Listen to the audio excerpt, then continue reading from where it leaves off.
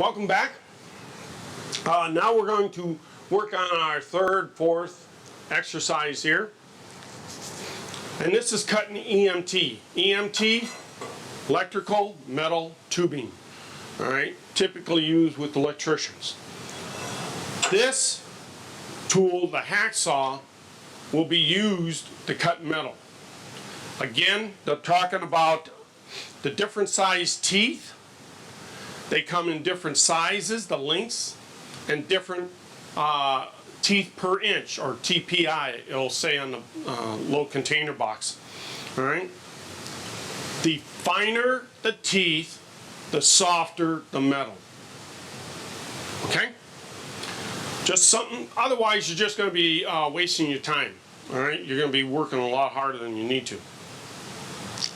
The other trick to understanding how to use this tool is equal pressure and the blade in the right direction. The teeth on a hacksaw will always point forward. All you have to do is run your finger across it a little bit, lightly, and you'll see which way the teeth are pointed. It always cuts in the forward stroke, not the back stroke. All right? And you always want to try to use as much of this blade as possible. Don't be focused on 1 to 2 inches of this thing. All right? You'll see why. The other part of this is how to use the files. One file, it's a double cut.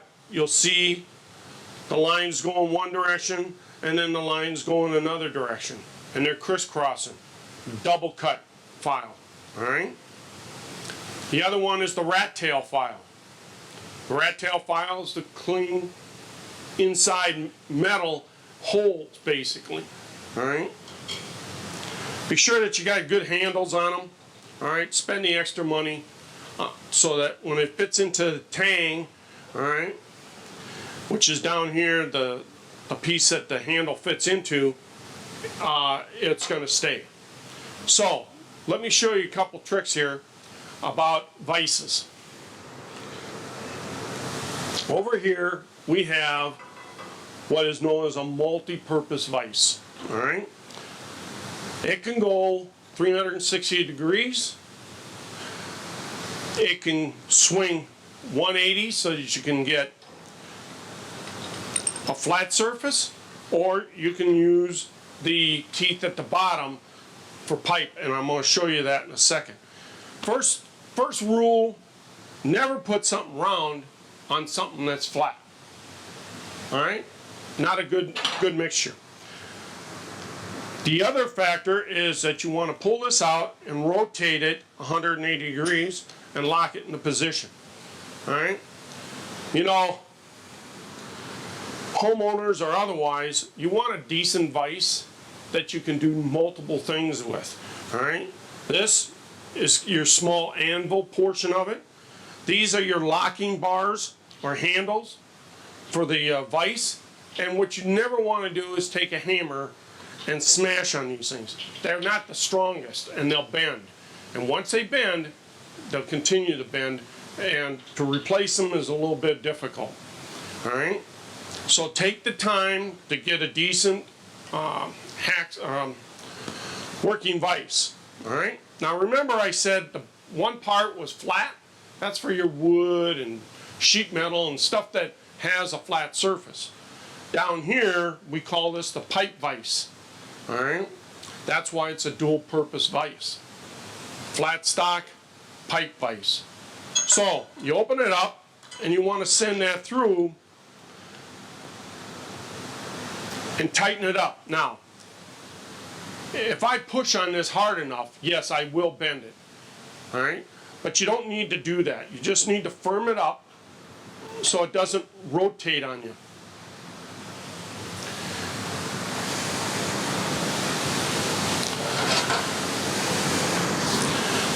Now, the next thing you want to do is take your saw, all right, in this case the hacksaw, make sure that the blade is tight, all right. Everything is functional on it, all right. Now, the first thing that the book was talking to you about is known as a kerf. you're going to need to know that terminology. The kerf. A kerf is nothing more, and it can be done in wood, metal, plastic, whatever. All right? ABS, PVC. You want to draw back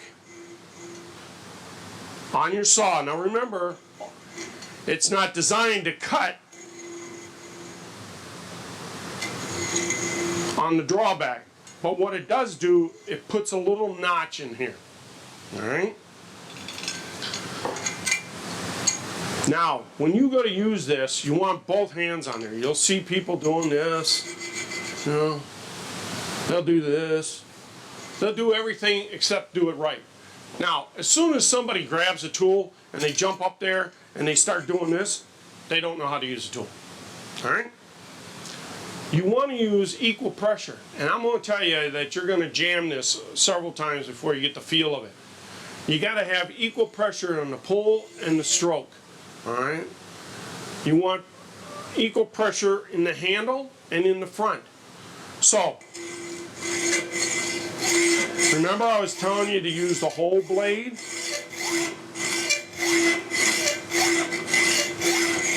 So, again, equal strokes. If you see yourself going like this, you're not using equal strokes. What you're doing is you're using your upper body. All right? And if you're the rookie on the job site and you got to do this all day long, you're going to have an unequal body because one bicep is going to be bigger than the other. And the shoulder muscles are going to end up hurting a lot more.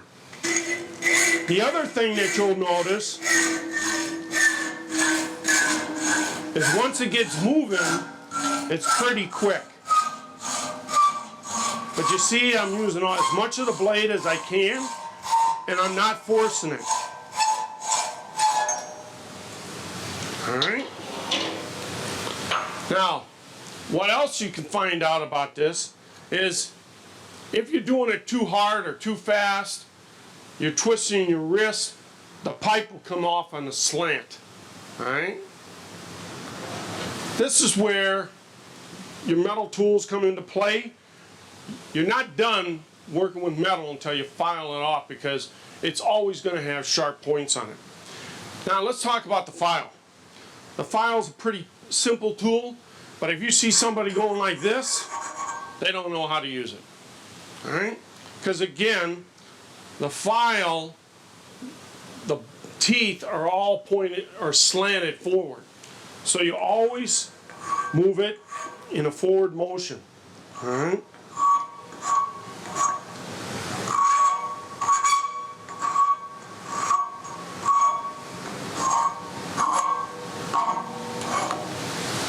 Alright?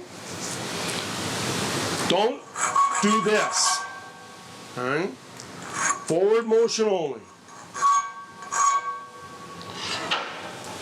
Rat tail file. Now we want to get the inside cleaned out. Now, some people are out there going, well, you can use the electrical tools. Alright? Absolutely. But this is general. There's other ways of doing this other than a rat tail file. Alright? But again, small strokes forward and get those burrs off inside. Alright? Again, equal pressure. Pay the extra for a good frame hacksaw. Alright?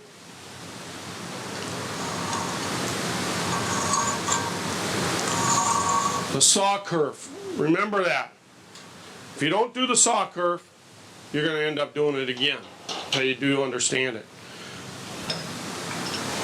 The pipe vise versus the square stock. Alright?